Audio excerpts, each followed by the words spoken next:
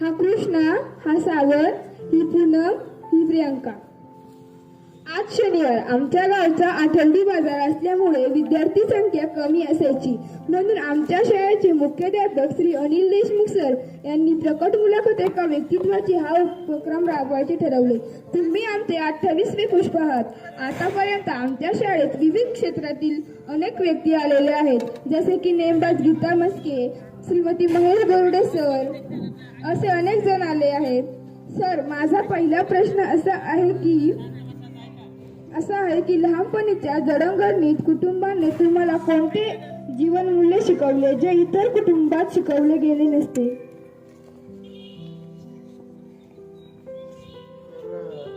माणूस जो घडत असतो तो लहानपणी त्याच्यावर जे संस्कार होतात, जी जीवनमूल्य घडवली जातात, त्याच्यावर तो माणूस खूप घडत असतो. तर मला एक आठवतंय, मी लहान असताना, तुमच्या वयाचा असताना, त्यावेळेस तुमच्या गावासारखंच माझं एक छोटंसं खेडगाव सुलतानपूर, बीड जिल्ह्यामध्ये, आणि तिथं भजन कीर्तन आणि सप्ताहाचा कार्यक्रम व्हायचा. इथंही होत असेल, होतो ना. त्याचे एक चांगले संस्कार झाले माझ्यावर.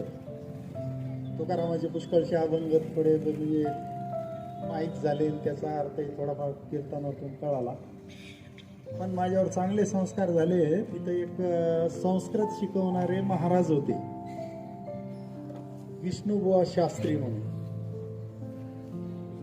तर आमच्या वडिलांनी आणि इतर काही पालकांनी, आम्ही ज्यावेळेस 4थीला होतो त्यावेळेस 12 मुलं होतो आम्ही.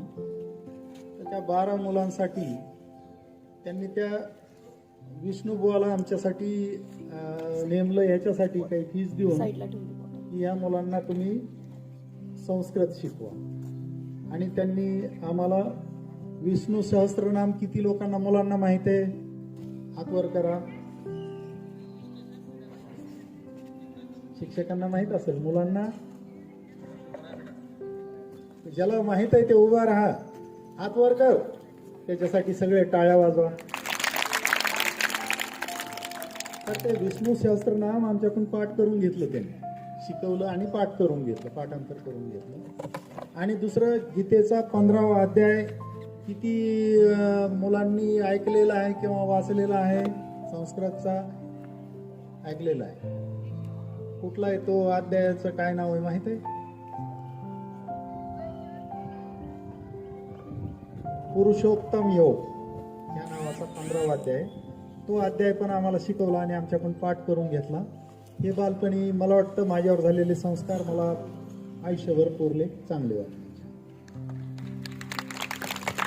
नमस्कार सर, माझे नाव आदिती भाऊसाहेब चव्हाण. मी इयत्ता 9वी अ मध्ये शिकते. सर, माझा प्रश्न असा आहे की एक विद्यार्थी ते देशातील नामवंत एका संग्रहालयाचे प्रमुख इथपर्यंत आपला प्रवास कसा झाला ते आम्हाला सांगा.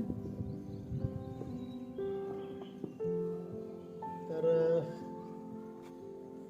मग आपण शिकतो कशासाठी?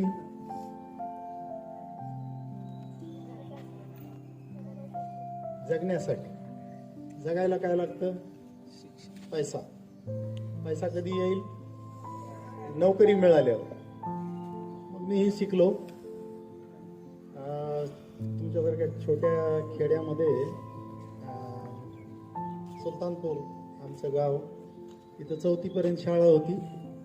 आणि त्या शाळेतले मास्तर, शिक्षक, अजून त्यांनी एखाद्या वेळेस उजळणी बाराखडी आणि धडे शिकवलेले माझ्या कमी लक्षात असेल, पण त्यांनी एक काही चांगले संस्कार केले की प्राण्यांची हिंसा करू नये, दुसऱ्यांना दुःख देऊ नये, त्रास देऊ नये, त्याचा आत्मा दुखवू नये, खरं बोलावं, खोटं बोलू नये. खोटं बोलण्याने काय होतं?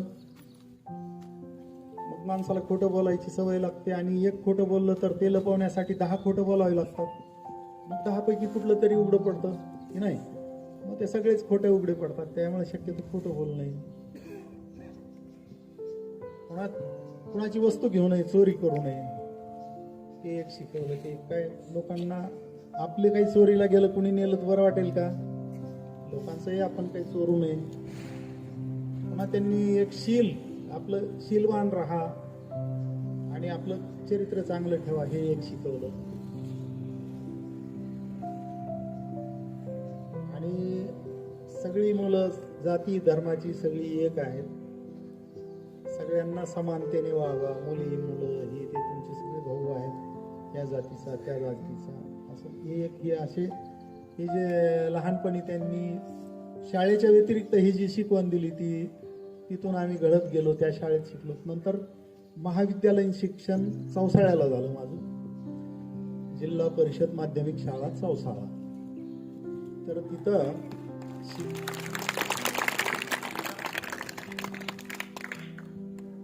चौसाळ्याला शिकत असताना आम्हाला एक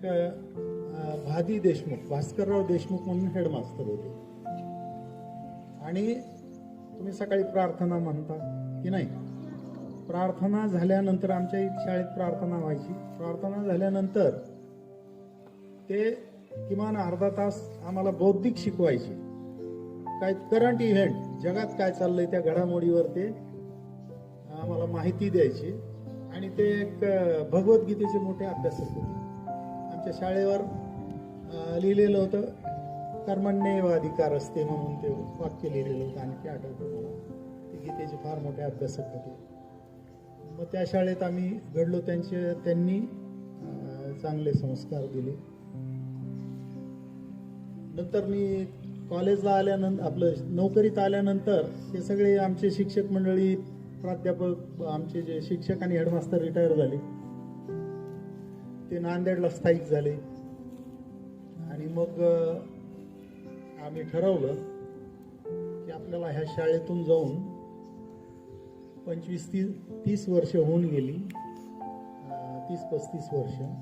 आता ते सगळे शिक्षक पण रिटायर झाले, म्हातारे झाले, घरी गेले. आपले हे पण जे हेडमास्टर होते तेही रिटायर झाले आणि त्यांच्या मुलाबरोबर दूर गेले. पण त्या सगळ्या शिक्षकांना आमच्याबरोबर शिकणारे बरेच अधिकारी झाले, काही पुढारी झाले, काही उद्योजक झाले, प्रतिष्ठित माणसं झाली. चाटे स्कूल माहिती आहे तुम्हाला? चाटे कोचिंग क्लासेसचं नाव ऐकलं असेल तुम्ही. मेडिकल इंजिनिअरिंगला जाण्यासाठी मुलं जायचे मोठ्या प्रमाणात.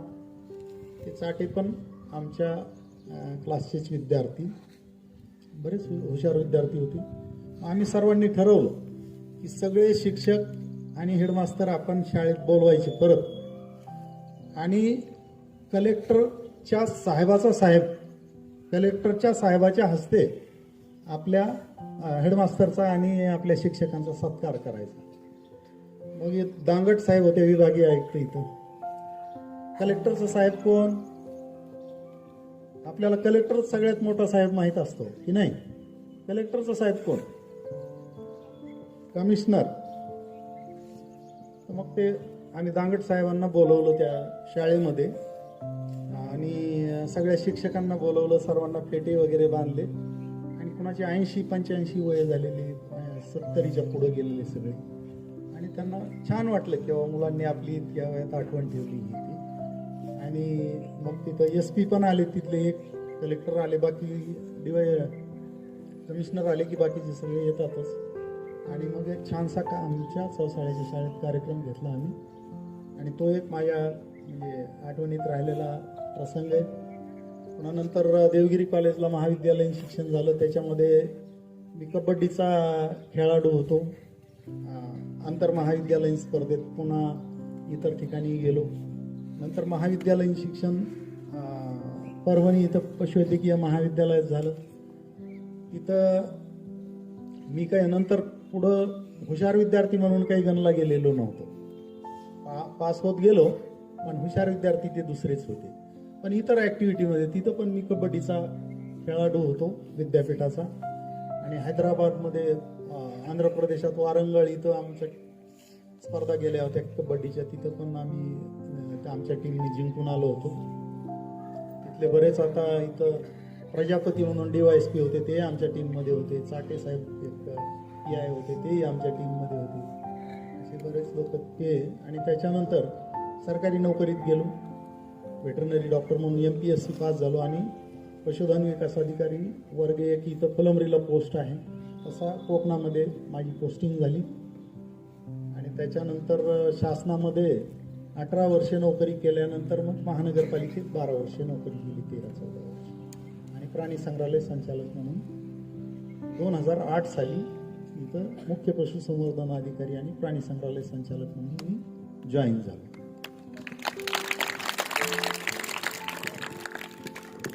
नमस्कार, माझे नाव रिंकू बळे.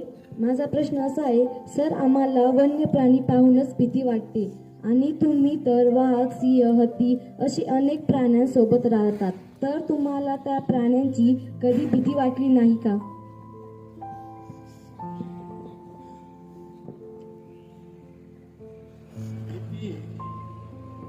भीती वाटणं हा माणसाचा म्हणजे स्वभावच आहे. अंतर्मनात भीती असते माणसाच्या. आणि ह्या प्राण्यांसोबत काम करताना प्राणी विनाकारण तुम्हाला त्रास देत नाही.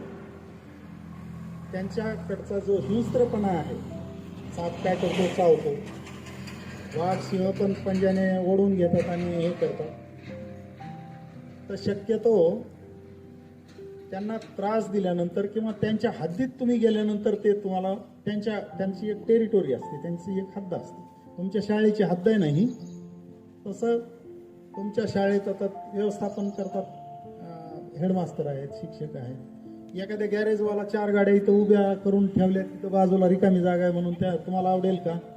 नाही आवडणार. तसंच त्यांच्या टेरिटोरीमध्ये त्यांची एक हद्द ठरलेली आहे. जंगलात आपण गेलो, आता साप कुठं राहतात, काट्या कुपाट्यामध्ये इकडं तिकडं राहतात, ते रस्त्यावर येऊन तुम्हाला चावतील का? तुम्ही त्यांच्या हद्दीत जाता म्हणून ते चावतात. वाघ सिंह तुम्हाला तुमच्या हद्दीत येऊन त्रास देतील का? तुम्ही त्यांच्या हद्दीत गेले तर ते त्रास देतील किंवा तुम्हाला हे करतील. सेल्फ प्रोटेक्शन याच्यासाठी ते हे करत असतात.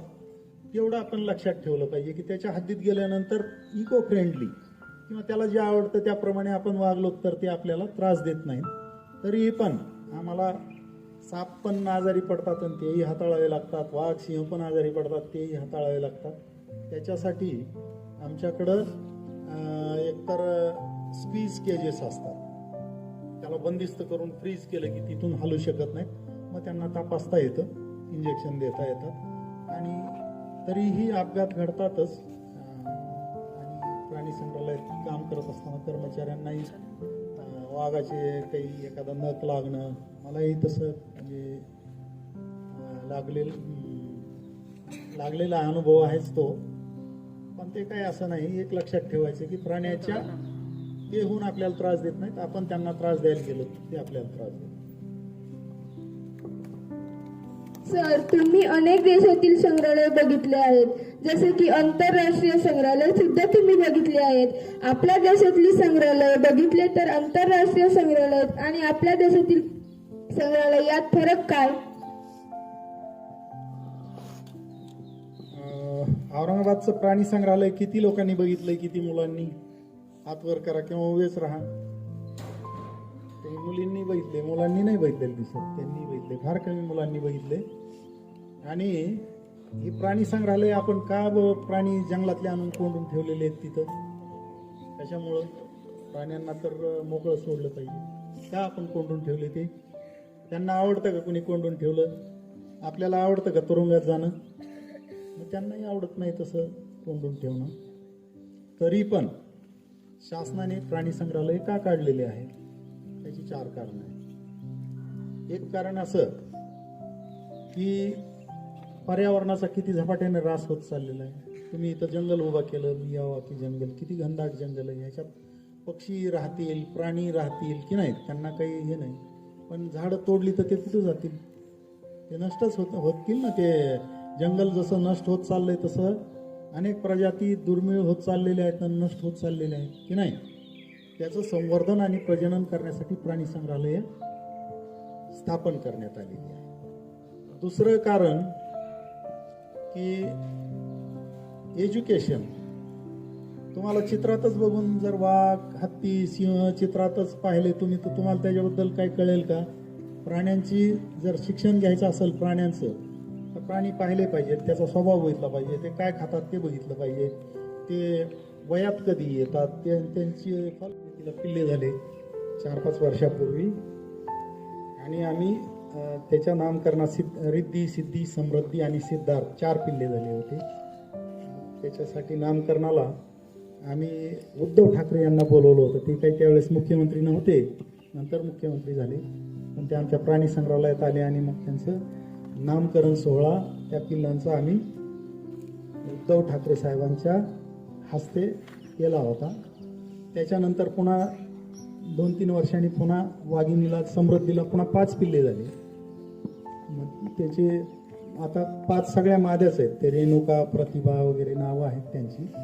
मग त्यांच्या नामकरणासाठी मग वाघाची मावशी कोणीतरी मोठी व्यक्ती बोलवली पाहिजे. मग आम्ही सुप्रिया सुळे यांना बोलवलं. त्या आल्या आणि त्यांच्या हस्ते आम्ही सिद्धार्थ उद्यान प्राणी संग्रहालयात नामकरण सोहळा केला. आणि ते एक आमच्या याच्या कारकिर्दीमध्ये ते आनंदाचे क्षण होते, नोकरीच्या कारकिर्दीमध्ये.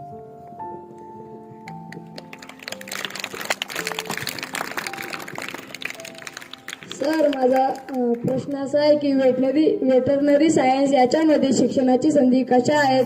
आम्हाला शिक्षण घ्यायचे असेल तर काय करावे लागेल व नोकरीची संधी आम्हाला भेटू शकते का? ग्रामीण व शहरी भागात व्यवसायाच्या संधी कशा आहेत?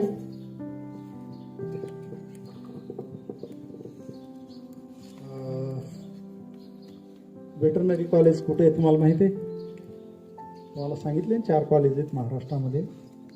परभणीला एक कॉलेज आहे वेटरनरीचं, जिथं मी शिकलो.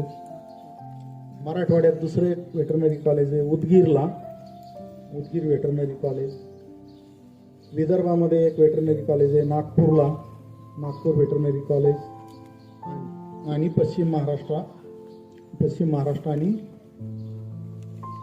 ह्याच्यामध्ये कोकण वगैरे त्या भागासाठी मुंबईला वेटरनरी कॉलेज आहे. बाकीच्या इतर राज्यामध्ये खाजगी वेटरनरी कॉलेज पण आहेत, पण अजून महाराष्ट्रामध्ये खाजगी वेटरनरी कॉलेज नाही, शासनाचीच वेटरनरी कॉलेज आहेत. आणि वेटरनरी कॉलेजला जायचं असेल तर तुम्हाला पहिल्यांदा प्राण्याची आवड असणं आवश्यक. ज्यांना प्राण्याची आवड आहे ते प्राण्यांचे डॉक्टर होतील, हे नाही. मग जे 12वीच्या नंतर मेडिकलला जाण्यासाठी जशी एंट्रन्स एक्झाम असते, तशीच एंट्रन्स एक्झाम वेटरनरी कॉलेजला जाण्यासाठी 12वी सायन्स नंतर असते.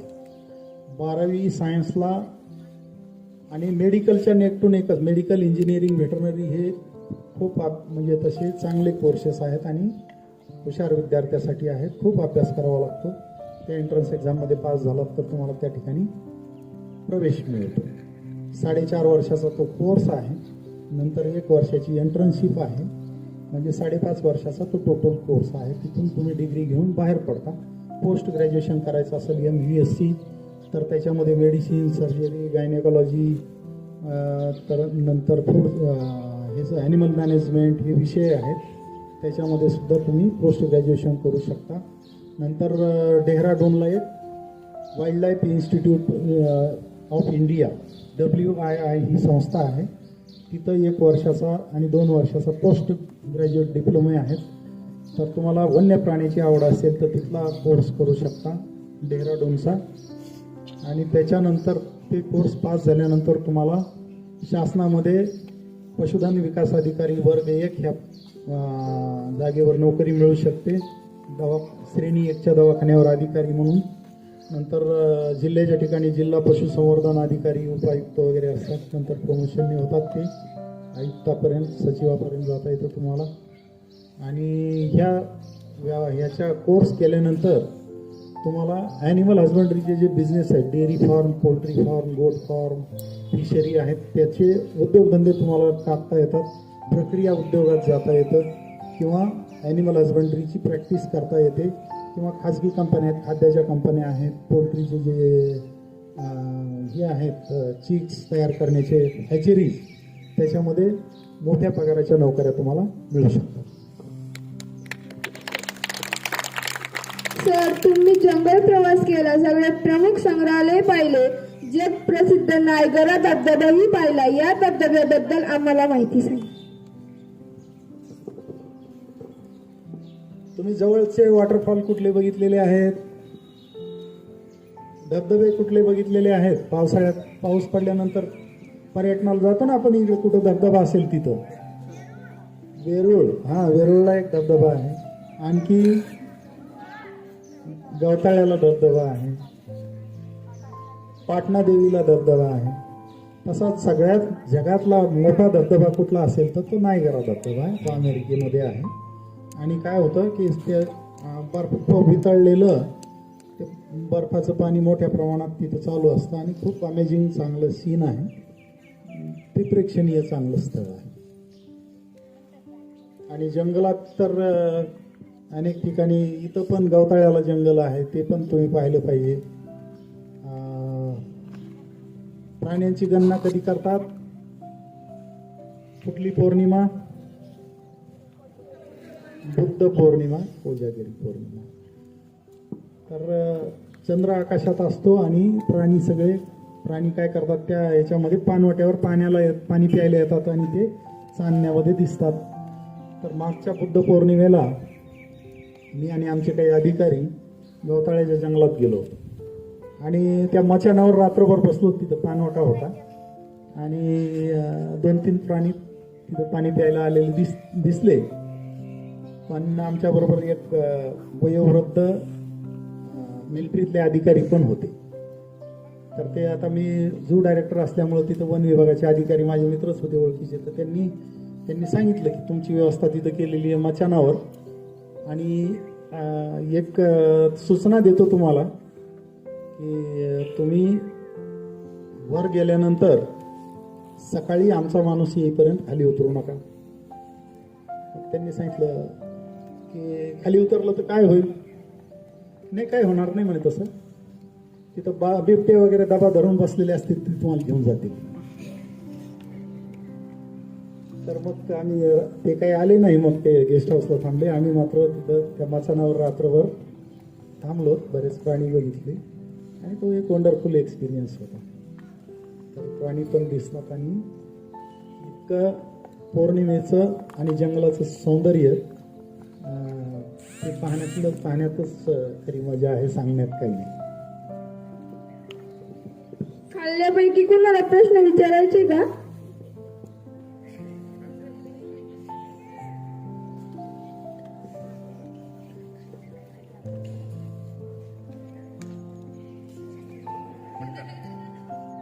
त्याचं एक लक्षण आहे की ते काय करतो, एका जागी बसून राहत नाही. मग तो आता आपल्याला ते वन्य प्राण्याचंही सोडून द्या. गाई म्हशी सकाळी गुराखी नेऊन शेतात चारायला घेऊन जातात ना. मग जर पोट भरलेलं असलं तर ते खाली बसून रवंत करतात आणि उपाशी पोटी मग काय करतात, ते अस्वस्थ होतात. उभा राहून कधी आपल्याला रिलीज करतात, कधी सोडतात आणि कधी खायला टाकतात, हे करतात. त्याच्या आपल्याला ते त्याच्या हावभावावरून कळतं. आणि दुसरी गोष्ट की आपलं पोट इथं असतं, प्राण्याचं कुठल्या बाजूला असतं? डाव्या बाजूला प्राण्याचं पोट असतं. त्याला रुमेन म्हणतो आपण, रुमेन. सगळं अन्न कुठं जातं? आता जीवशास्त्राचे विद्यार्थी असतील, त्यांनी शिकले असतील प्राण्यांचं, हे सगळं खाल्लेलं अन्न रुमेनमध्ये जातं, नंतर रेटिक्युलममध्ये जातं, स्मॉल इंटेस्टाईन, लार्ज इंटेस्टाईन असे 4 भाग असतात, त्याच्यामध्ये जातं. तर हे रुमेन हे डाव्या बाजूला असतं त्याचं, प्राण्यांचं, गाई म्हशी किंवा गवत खाणाऱ्या प्राण्यांचं. आणि आपण म्हणतो की अरे काय खाल्लं पिल्लं नाही का, तुझं पोट फार खपाळी गेलं. कुठं जातं पोट? का उपाशी असल्यावर फार आतमध्ये जातं ना. तसंच प्राण्यांचं सुद्धा आहे. डाव्या बाजूचं पोट त्याचं एकदम आत जातं आणि पोट फुगलेलं असल्यानंतर, आपलं जसं पोट फुगल्यानंतर आपण हात फिरवतो ना, पोट भरलं, तसं त्यांची डाव्या बाजूचं पण पोट फुगलेलं असतं, पोट भरलेलं समजतं. आणि आमच्याकडं तर प्राणी संग्रहालयामध्ये त्यांच्या खाद्याच्या वेळा ठरलेल्या आहेत, त्याच्यामुळे ते काही एवढी भूक लागण्याची गरज नाही. आम्हाला कळतं की ते हे त्याचा सगळे हिंस्र प्राणी आहेत, मांस खाणारे. आता जवळजवळ 160 किलो आम्हाला मांस लागतं मांसाहारी प्राण्यांना. तर ते आम्ही ते मांसाहारी प्राणी दिवसा खातात, शिकार कधी करतात? रात्री. दिवसा काय करतात? ते झोपलेले असतात, आराम करतात. तसेच त्या प्राण्याच्या हॅबिट तशाच असतात. मग त्यांना ते आम्ही काय करतो, रात्री खायला देतो हिंस्र प्राण्यांना. आणि जे गवत खाणारे प्राणी येतात त्याच्यामध्ये नीलगाई आहेत, सांबर आहेत, हत्ती होते पूर्वी. हे दिवसभर चरत असतात आणि रात्री रवंत करत असतात. त्याच्यामुळे त्यांना मग त्यांचा कोटा ठरलेला आहे, त्यांना किती खाद्य लागतं त्याप्रमाणे त्यांना विविध प्रकारचं बॅलन्स्ड डाएट दिलं जातं. नमस्कार सर, माझे नाव पूनम उबळे. मी इयत्ता 8वी वर्गात शिकते. तर माझा प्रश्न असा आहे की जर एखादा प्राणी आजारी पडला तर ते तुम्हाला कसं समजतं आणि समजल्यावर तुम्ही त्यांची कशा पद्धतीने काळजी घेतात? तुला वेटरनरी डॉक्टर व्हायचंय का? हो, चांगला फनी सब्जेक्ट आहे, मस्त सब्जेक्ट आहे. तर प्राणी आजारी पडल्यानंतर एकतर आपल्या जी लक्षणं दिसतात तेच प्राण्यामध्ये पण असतात. आपण आजारी पडल्यानंतर आपल्याला जेवण जातं का? नाही जात. प्राणी पण खायचं बंद करतात. आजारी पडल्यानंतर आपल्याला ताप येतो ना, प्राण्यांना पण ताप येतो. आजारी पडल्यानंतर काही अपचन होणारं खाल्लं आणि उलट्या होतात आपल्याला, प्राण्यांना सुद्धा उलट्या होतात. वाघ सिंह ते उलट्या करतात. पुन्हा काही बाहेरचं याच्यावरचं आपण गाड्यावरचं दूषित काही खाल्लं तर मग संडास लागते, पोट दुखतं की नाही? तसंच प्राण्यांचंही पोट दुखतं आणि प्राण्यांनाही संडास लागतो. तर हे सगळे आजार बहुतेक त्याच्या लक्षणं अशी असतात की प्राणी मलूल बसलेला राहतो एका जागी, मलूल दिसतो, डोळ्यातून चिकट स्त्राव येतो, परत आणखी कानाची हालचाल बंद झालेली असते, शेपटीची हालचाल बंद झालेली असते, परत आणखी ताप येण्याचं लक्षण म्हणजे ते मजल म्हणतो, नाक, प्राण्यांचं नाक बघितलं का गाई म्हशीचं तुम्ही? प्राण्यांचं ते नाक वाळलेलं असते, एरवी ओलसर असते, ताप आली की ते वाळलेलं असते. नंतर त्याचे हार्टबीट वाढलेले असतात. डॉक्टर टेथोस्कोपने मग त्याचे छातीला लावून हार्टबीट तपासतात, ते वाढलेले असतात. रुमिनल मोटिलिटी, डाव्या बाजूचं पोटात डॉक्टर असं ते करून बघतात, त्याची मोटिलिटी एक तर म्हणजे असं पोट गच्च झालेलं असतं किंवा मग रुमिनल मोटिलिटी वाढलेली असते. आणि बाकी मग ती एखाद्या वेळेस त्याचं विष्ठा कशी आहे, लघवी कशी आहे, त्याची हालचाल कशी आहे, टेम्परेचर, मग त्याच्यावरून मग ते समजतं की तो प्राणी आजारी आहे. आजारी आहे तर मग आजार कुठला? तर आजाराचे किती प्रकार आहेत, किती जंतूंनी आजार आपल्याला होतो? जीवशास्त्राचे विद्यार्थी, एकतर बॅक्टेरियामुळे आजार होतो, व्हायरसेसमुळे आजार होतो. आता मोठा आजार एक व्हायरसचा आजार येऊन गेला, कुठला बरं? कोरोना. सगळ्यांना माहित आहे ना? तर तो आजार कुठला होता? Viral disease. ट्युबरक्युलोसिस सारखे बॅक्टेरियल डिसीज असतात. पुन्हा प्रोटोझोन डिसीज असतात. प्रोटोझोन जनरली हिमोप्रोटोझोआ किंवा प्रोटोझोआ आणि फंगस, प्रोटोझोअन आणि पॅरासाइट. मुलांना जंत होतात का पोटामध्ये? पोट दुखायला लागल्यावर जंताचे गोळ्या देतात ना तुम्हाला? हा, प्राण्यामध्ये पण जंत होतात, जंताची मग ते लक्षणं असतात आजाराची. तर अशा प्रकारचे आजार असतात आणि त्याप्रमाणे टेस्ट घेऊन लॅबोरेटरी टेस्ट करावे लागतात. बऱ्याच वेळा त्यांचे फिकल सॅम्पल घ्यावं लागते, ब्लड सॅम्पल घ्यावं लागतं आणि त्याच्यावरून आपल्याला कुठले आजार आहेत ते त्यांचं कळतं आणि आजाराचं निदान झालं की त्याप्रमाणे मग उपचार केले जातात. प्राणी संग्रहालयात खूप वेगवेगळे प्रकारचे प्राणी असतात, त्या सर्वांची स्वच्छता घेतली जाते का? स्वच्छतेचं महत्त्व फक्त प्राणी संग्रहालयातच नाही, आपल्या आयुष्यात सुद्धा. आपल्या घरी स्वच्छता पाहिजे, शाळेची स्वच्छता पाहिजे, नाही तर काय होईल? आपण आजारी पडू की नाही? प्राणी संग्रहालयातली स्वच्छता जर ठेवली नाही तर प्राणी पण आजारी पडतील. म्हणून तिथं कर्मचारी नेमलेले आहेत, प्रत्येकाचं काम आहे ते आतले पिंजरे धुवून काढणं, स्वच्छ ठेवणं, बाहेरचे रस्ते धुवून स्वच्छ झाडून काढणं, परिसर स्वच्छ ठेवणं, प्लॅस्टिक तिथं येऊ न देणं. लोक काही खाद्य खातात, ते खाद्याचं टाकतात, ते टाकू नये म्हणून त्याचं काळजी घेणं. आणि केर कचरा स्वच्छ ठेवणं आणि आतले पिंजरे स्वच्छ ठेवणं, पाण्याची स्वच्छता ठेवणं, पाण्यामध्ये पाण्याची भांडी स्वच्छ ठेवावी लागतात, नाही तर पाण्यामधून इन्फेक्शन जाईल. खाद्याची भांडी स्वच्छ ठेवावी लागतात, नाही तर खाद्यामधून इन्फेक्शन जाईल. स्वच्छ ताजं पाणी आणि स्वच्छ आणि संतुलित आहार आणि प्राण्यांच्या पिंजऱ्याची स्वच्छता आणि अधूनमधून प्रत्येक मंगळवारी प्राणी संग्रहालयाला सुट्टी असते आमच्या. कशासाठी? की ते प्राण्याच्या पाणी पिण्याचे हौद सगळे घासून धुतले जातात. नाहीतर नाही धुतले तर तिथं काय होईल? शेवाळ फंगस वाढून प्राणी आजारी पडतील. सगळे पिंजरे धुवून काढले जातात, परत आणखी पाण्याचे हौद धुवून काढले जातात. ते तिथं दर्शक पण येतात, त्यांना पिण्याच्या पाण्याचे हौद आहेत ते पण मंगळवारी त्या दिवशी आम्ही प्राणी संग्रहालय बंद ठेवतो आणि हे सगळे कर्मचारी कशावर लावतो? साफसफाईवर लावतो आणि सगळी स्वच्छता ठेवली जाते.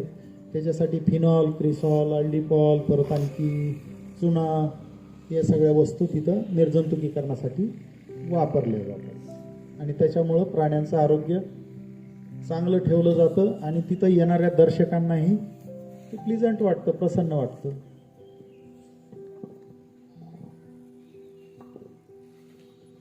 खरं तर सर, प्राणी हे एक संग्रह करण्याची गोष्टच नाही, तरी ही आपण प्राण्यांना संग्रहालयात ठेवतो. आपल्या औरंगाबादमध्ये प्राणी संग्रहालय आहे आणि तुम्ही त्यांचे प्रमुख आहात सर. सर, आमच्यातले काही असे विद्यार्थी आहेत की ज्यांनी अजूनही औरंगाबादचे संग्रहालय पाहिले नाही.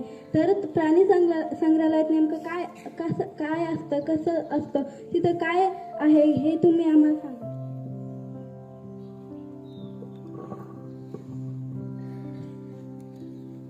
तर एक हत्तीची गोष्ट कुणाला माहित आहे? आंधळे आणि हत्ती. 4 आंधळे होते आणि हत्ती बघायला गेले. माहित आहे?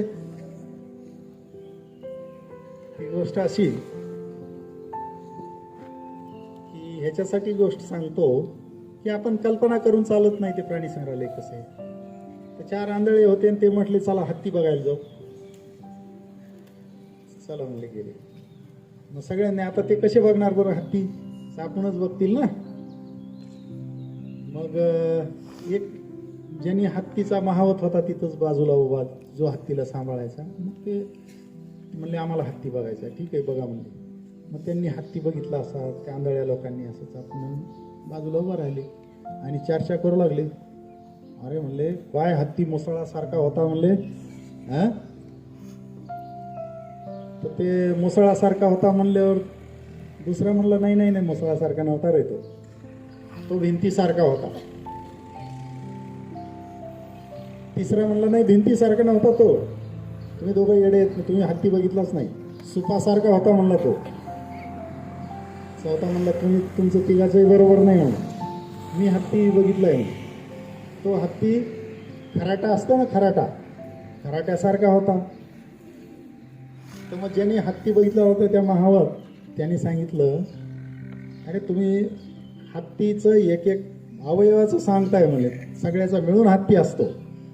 ज्यांनी नुसता कानच बघितलाय ना त्यांनी, तो म्हणतोय हत्ती सुपासारखा होता. हत्ती काय सुपासारखा नसतो.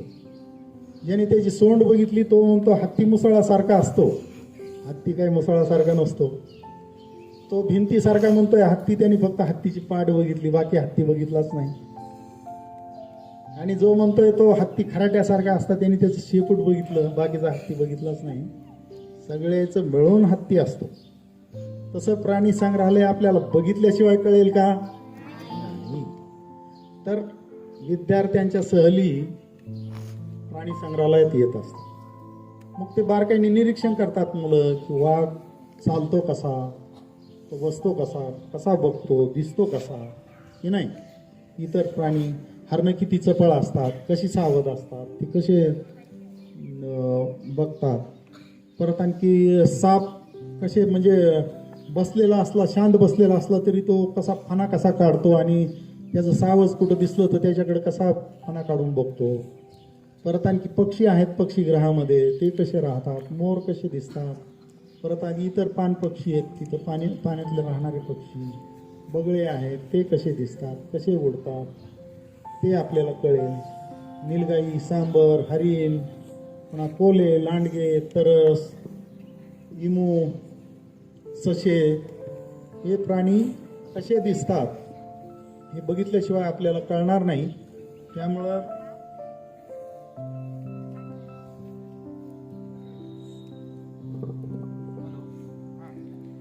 असं काय आहे की आजकाल लोकांना प्राणी पाळण्याचं वेड लागलेलं आहे. उदाहरणार्थ कुत्रा, मांजर मोठ्या प्रमाणावर पाळले जातात, तर यावर काही बंधन आहे का?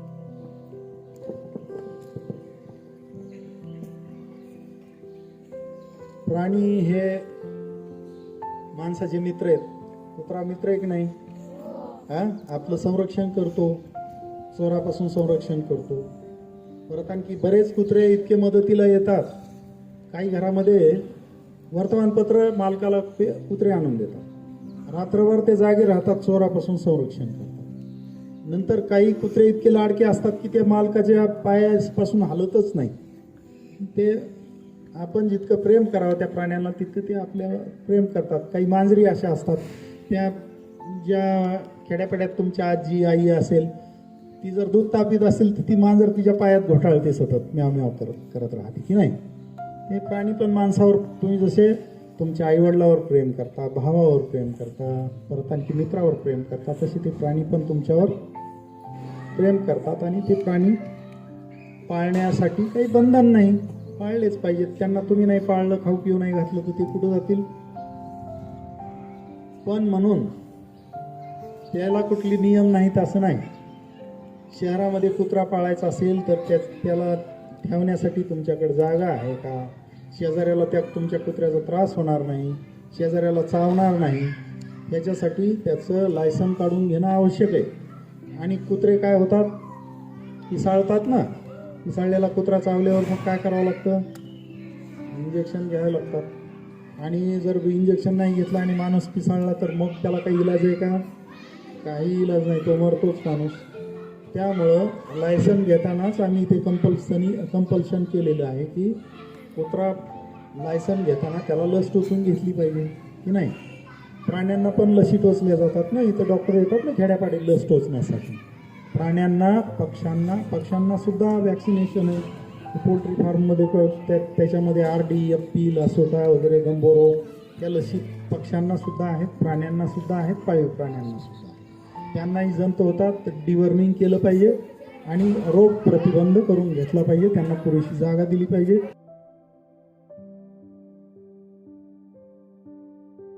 हत्या करत असेल तर तो म्हणजे आपल्यालाही आवडणार नाही आणि तो गुन्हा आहे.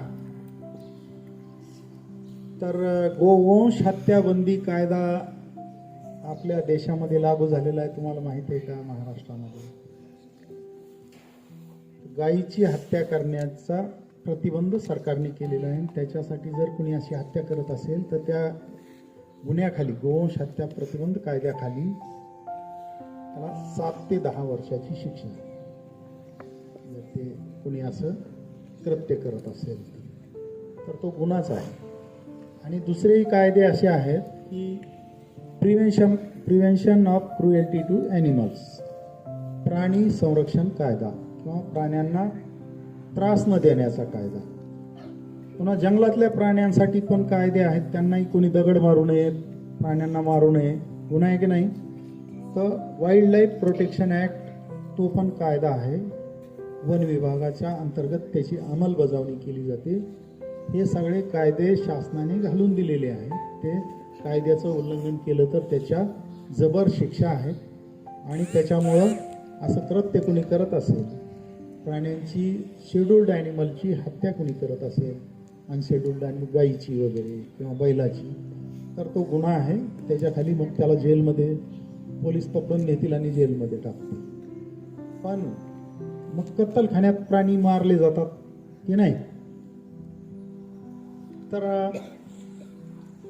काही काही मांसाहारी असतात आणि काही शाकाहारी आपले लोक असतात ना.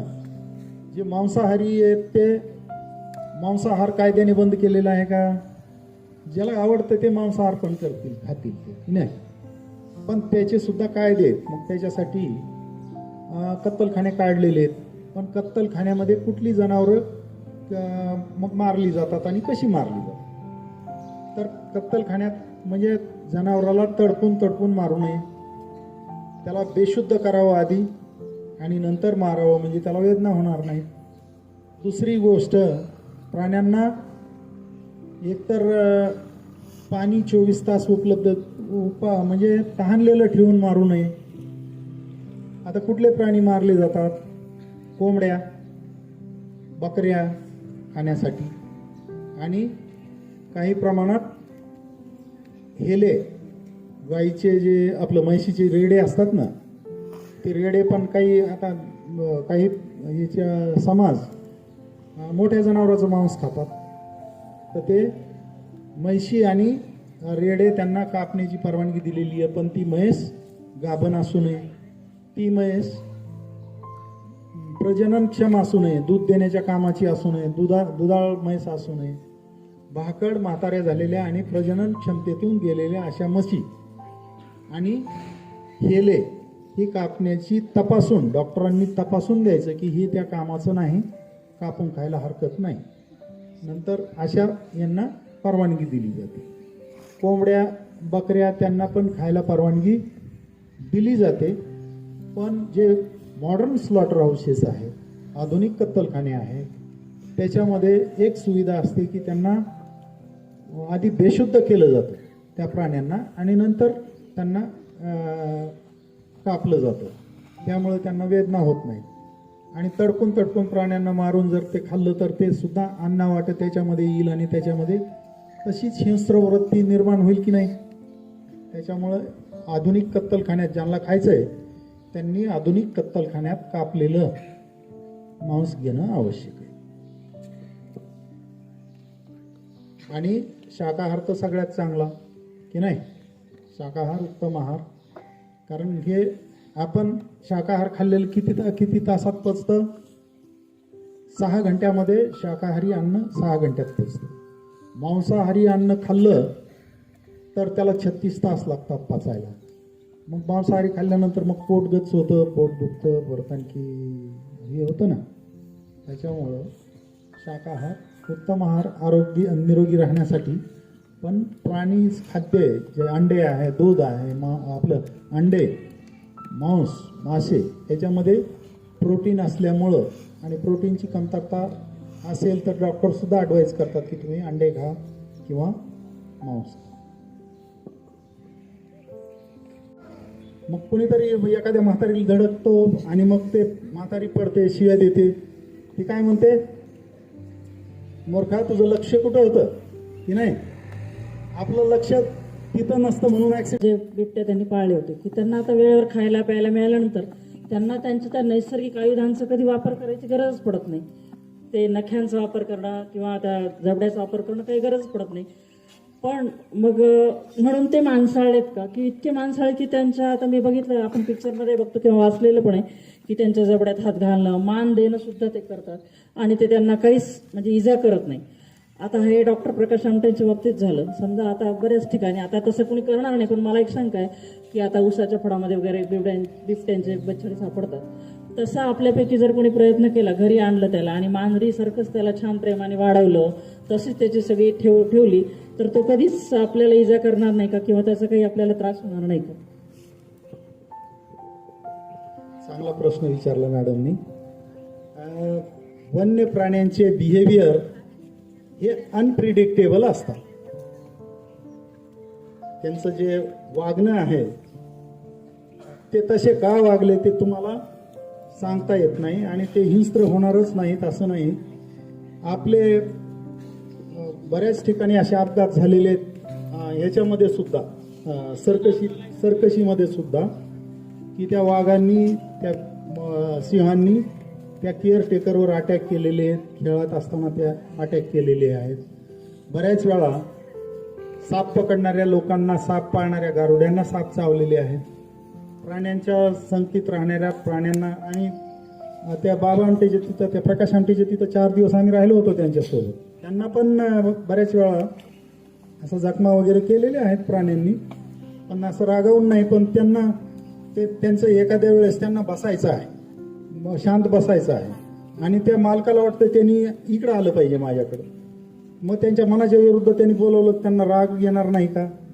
त्यांचे बिहेवियर, त्या माणसाला माणसाचं बिहेवियर कळत नाही, वाईल्ड ॲनिमलचं तर कळणं अवघडच आहे.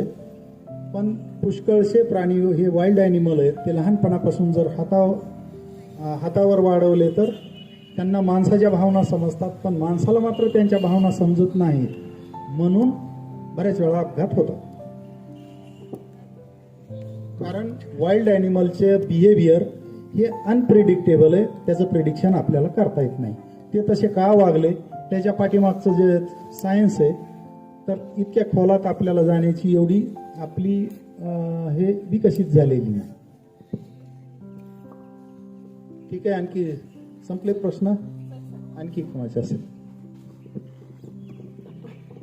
सर, आपण म्हणजे प्राणी संग्रहालयातले प्राणी यांच्या DNA बारकोडिंग याच्यावर तुमचा पेपर पब्लिश झालेला आहे, तर त्याबद्दल आमच्या शिक्षकांना आणि विद्यार्थ्यांना थोडक्यात सांगा. आणि अजून एक माझा असा प्रश्न आहे की तुम्ही एवढ्या प्राण्यांसोबत म्हणजे काम केलेले, त्यांच्यासोबत वावरलेले आहात, तर मानवामध्ये हिंसकृत्य आहे, त्यांच्यामध्ये हिंस्र प्राणी लपलेला आहे, पण प्राण्यांमधली माणुसकी तुम्ही अनुभवली आहे का, आणि ती मानवापेक्षा कशी वेगळी आहे हे मला सांगा. मॅडमने 2 प्रश्न विचारलेले, DNA बारकोडिंग संबंधी आणि ॲनिमल बिहेवियर संबंधी. तर आपल्या प्राणी संग्रहालयात DNA barcoding of zoo animals, आम्ही या देशातले जे प्राणी संग्रहालय आहेत त्याच्यामधलं आपलं पहिलं प्राणी संग्रहालय आहे, असं आहे की ज्या प्राण्यांचं DNA बारकोडिंग केलेलं आहे. आणि हे DNA बारकोडिंग इथं डॉक्टर DG खेडकर म्हणून एक सायंटिस्ट आहेत, DNA बारकोडिंग तंत्रातले, विद्यापीठात काम करतात झुऑलॉजी डिपार्टमेंटला, त्यांच्याकडे त्या सगळ्या मशिनरी आहेत. आणि पॉल हार्वर्ड DNA बारकोडिंग सेंटरमध्ये आपण ते DNA बारकोडिंग केलेलं आहे. आणि याचं प्रेझेंटेशन मला 2 इंटरनॅशनल कॉन्फरन्सेसमध्ये जाऊन करता आलं. ऑस्ट्रेलियातल्या ॲडिलेड युनिव्हर्सिटीत DNA barcoding international barcode of लाईफची एक आयबॉलची कॉन्फरन्स झाली, तिथं मला जाता आलं नाही, प्रेझेंटेशन करता आलं. नंतरच्या 2 वर्षाने कॅनडामध्ये गुलेप युनिव्हर्सिटीत पण DNA बारकोडिंगची कॉन्फरन्स झाली, वर्ल्ड कॉन्फरन्स. तिथं पण आम्ही वेगळा टॉपिक घेऊन गेलो होतो की गोवंश हत्याबंदी कायदा लागू झालेला होता, आणि मांस ते गाईचं किंवा बैलाचं आहे की म्हशीचं आहे, म्हशीचं असेल, हेल्याचं असेल तर त्याला तो ॲक्ट लागू नाही, पण गाईचा आणि बैलाचा असेल तर त्याला तो कायदा लागू आहे आणि त्याला 7 वर्ष 10 वर्ष शिक्षा आहे. पण ते मग मांसाच्या दुकानातलं लोक तक्रार करायचे की यांनी बैल कापलेला आहे, गाय कापलेली आहे त्याचे, पण कापून ते मांसाचा तुकडा बघून ती गाय आहे का, म्हैस आहे का, बैल आहे ते कसं कळेल? तर DNA बारकोडिंगच्या तंत्राने ते कळता येतं. असे आम्ही 100 केसेसचे 100 नमुने प्रत्येक ठिकाणी जाऊन जमा केले आणि DNA बारकोडिंगच्या तंत्राने ती कुठला प्राणी त्या कसायाने मारलेला आहे ते माहीत करून घेतला आणि ते कोर्टामध्ये त्याचे पुरावे सादर केले. आणि त्याचा शोध निबंध आम्ही कॅनडाच्या गुलेप युनिव्हर्सिटीत पाठवला आणि तो सिलेक्ट झाला आणि आम्हाला तिथंही त्यांनी संधी दिली त्याच्याबद्दल प्रेझेंटेशन करण्याची. तर अशा पद्धतीने हे DNA बारकोडिंगच्या तंत्रामुळं अनेक गोष्टी आपल्याला साध्य करता येतात. दुसरा प्रश्न त्यांनी विचारला की ॲनिमल बिहेवियर विषयी, तर माणसाच्या भावना पुष्कळशा प्राणी इतके कूल करतात की त्यासाठी बरेच लोक कुत्रे पाळतात, मांजरं पाळतात. त्यातले त्यात वयस्क प्राण्यांना सोबतीची फार गरज असते आणि त्यांना पुष्कळचं काय सांगायचं असतं, पण त्यांच्या म्हाताऱ्या माणसापाशी कोणी बसत नाही. मग त्यांनी अशा वेळेस जर कुत्रे पाळले किंवा प्राण्यावर प्रेम केलं तर ते प्राणी निर्व्याजपणे त्यांच्या सोबत बसतात, त्यांना बोलतात, गप्पा मारतात, खेळतात त्यांच्याशी. एकटेपणा घालवण्याचं काम हे प्राणी करतात, माणसाचाही एकटेपणा घालवण्याचा, माणसाचा राग कमी करण्याचा हे प्राणी कमी करतात. आणि आपल्याला जर काही चिडचिड झालेली असेल, मन अशांत झालेलं असेल तर प्राण्याच्या पिंजऱ्यात गेलं, प्राण्याकडे बघितलं तरी ते प्राणी ते त्यांच्या नादात असतात, आपल्याकडे पाहतात, त्यांना काही चिंता नसते, काही राग नाही, कोणाबद्दल लोभ नाही, द्वेष नाही, कुठलेही विकार नसतात. त्यांच्याकडे पाहून आपल्या सुद्धा मनोवृत्ती पुष्कळशा शांत होतात. तो प्राण्यांचा फायदा आहे.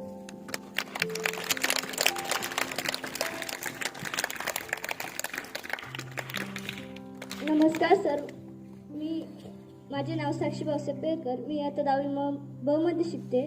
सर, माझा प्रश्न असा आहे की समज ते ढोरं आता हे खाताना गवत ते खाता, ते डबल वापस कसं काय येते ते?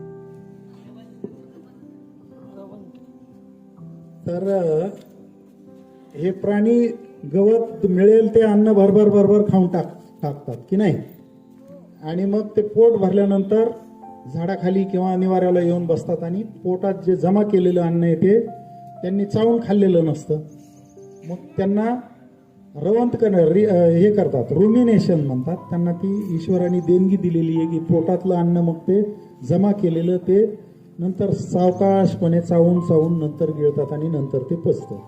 ते भरभर खाल्लेलं अन्न पचत नाही, रवंत केलेलं अन्न पचतं. आणि ईश्वराने त्यांना ती देणगी दिलेली आहे की त्याला रुमिनेशन, आपण फेऱ्या मारायचा, डरकाळ्या फोडायचा.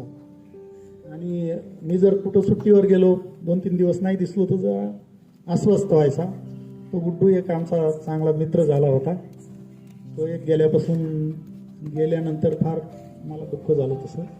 आणि दुसरं, आता त्या प्रकाश आमटेच्या तिथून आणलेली ती रेणू म्हणून जी बिबट्याची मादी आहे, ती पण इतकी माझ्याबरोबर तिची चांगली बॉन्डिंग आहे की ती कुठं बसलेली असली आणि तिला आवाज दिला की पळत येते माझ्याकडे.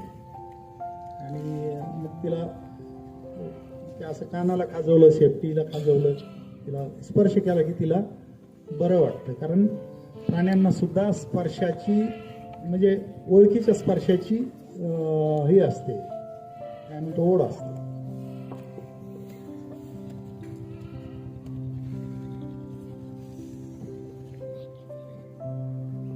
आणखी कुणाला प्रश्न विचारायचा आहे सरांना?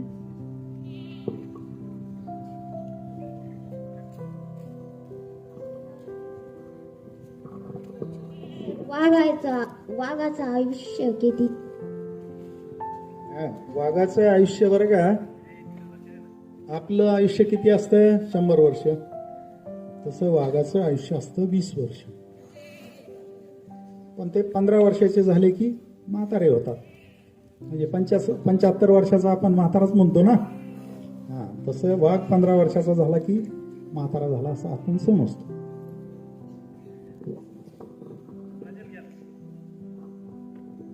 नमस्कार सर, माझे नाव प्रांजल गोकुळचंद्रे.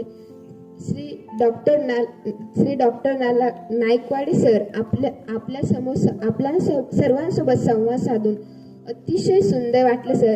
आणि तुम्ही एवढी मोलाची माहिती आम्हाला सांगितली, त्याबद्दल आम्हा सर्व विद्यार्थ्यांच्या आयुष्याला याचा निश्चितच लाभ होणार आहे. तर सर, तुम्ही आम्हाला सांगितल्या प्रकारे हत्ती कसा असतो, वाघ कसा असतो, त्याचं आयुष्यमान किती असतं, त्याला जेवण करायचं असलं तर तो कसा अस्तव्यस्त होतो, एवढी सुंदर माहिती तुम्ही आम्हाला सांगितली, त्याबद्दल मी तुमचे खरंच सर्वांच्या वतीने ऋण व्यक्त करते. व तुम्ही 16 महिने या कालावधीत सस्पेंड असतानाही 14 कोर्सेस पूर्ण केले, याबद्दल खरंच खूप छान वाटलं की माणूस एका जागेवर न थांबता सतत स्थलांतर करावे हे तुम्ही आम्हाला शिकवून दिलं सर. तर सर्वांच्या वतीने मी इथे आपल्या समोर असलेलं पॅनल व सर्व शिक्षक वृंद आणि खाली बसलेल्या विद्यार्थ्यांच्या वतीने सरांचं स्वागत करावं अशी मी पॅनलला विनंती करते व सरांनी हे शाल व पुष्पगुच्छ स्वीकारावं असं मी सरांना विनंती करते.